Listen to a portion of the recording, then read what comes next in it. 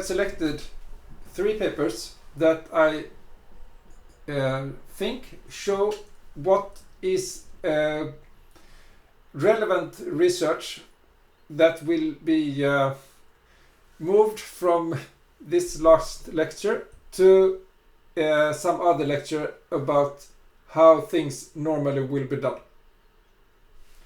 Okay, so they are about improving the power efficiency of hardware transactional memory and how to use hardware transactional memory in thread level speculation, and a tool to debug programs with C and C++ atomics.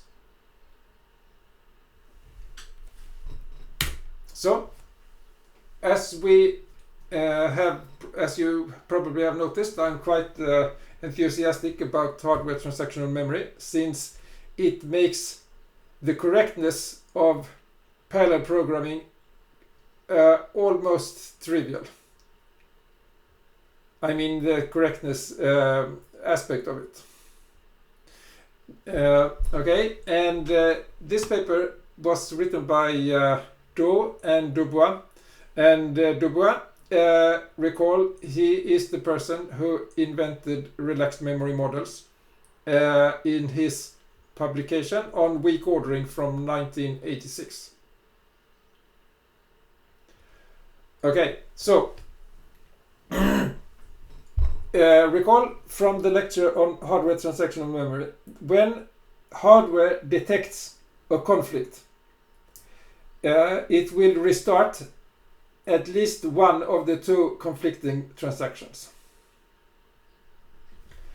And instead of restarting it almost immediately, Dou and Dubois found with standard benchmarks that it would be actually not that, but that of the transactions that were aborted, 42% of them had multiple aborts, and that suggests that the conflicts are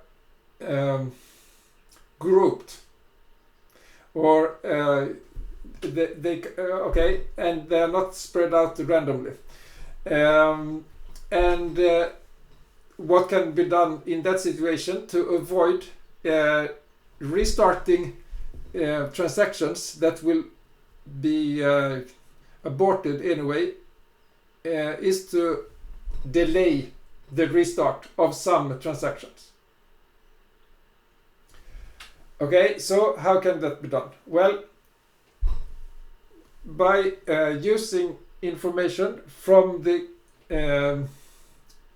current execution, statistics can be collected, and this is the always existing question: how can dynamic or runtime information be exploited by hardware to make the program more efficient in some way? And this is a very useful technique to avoid restarting transactions that have a high probability of being aborted. Okay, so each core has a table in which statistics about abortions are entered. Okay, and then when there is transaction abort, this statistics is used to delay the restart of some.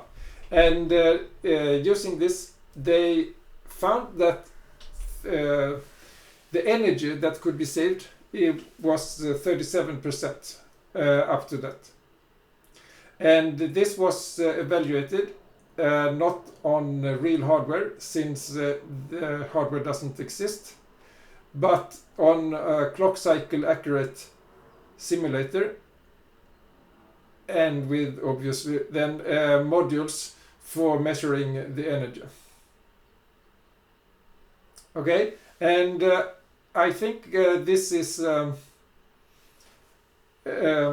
what will be, I mean, this can be exploited, and it can be improved to have heuristics about when transactions should be restarted. And probably additional information, I mean, very highly likely additional information can make this even more efficient. Okay, and if you are interested in this, you can check out this article. I mean the article. Okay.